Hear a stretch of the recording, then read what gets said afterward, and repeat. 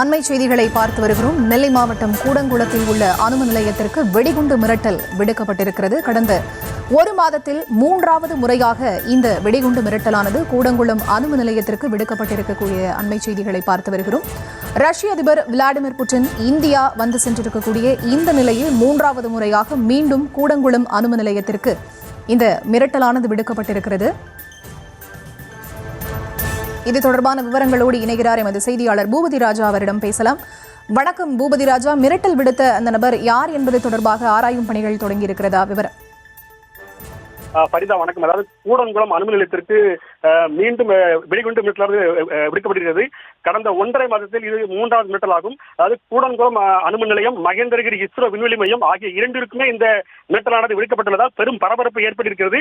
நெல்லை மாவட்டம் கூடங்குளம் அணுமின் நிலையத்தில் 2 அணு உலைகள் மூலம் மின் உற்பத்தி செய்யப்பட்டு வருகிறது. தற்பொழுது 3 மற்றும் 4வது அணு உலைக்கான 85% பணிகள் முடிவடைந்த நிலையில் 5 மற்றும் 6வது அணு உலைக்கான கட்டுமான பணிகள் விறுவிறுப்பாக நடைபெற்று வருகிறது.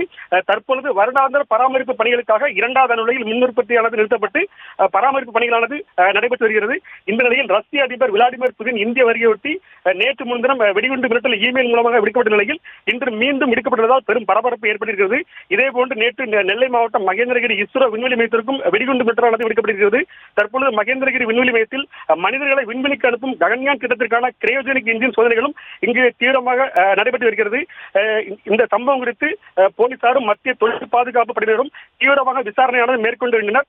மேலும் ரஷ்ய அதிபர் புதின் இந்திய பயணத்தின் பொழுது கூடங்குளம் அணு நிலையத்திற்கு 3வது அணு உலைக்கான எரிபொருளானது ரஷ்ய அணுசக்தி நிறுவனமான ரோசாட்டத்தின் மூலமாக எரிபொருளானது அனுப்பப்பட்டிருக்கிறது.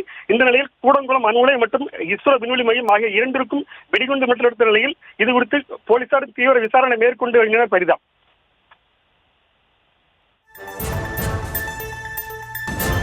விவரங்களுக்கு நன்றி பூபதி ராஜா.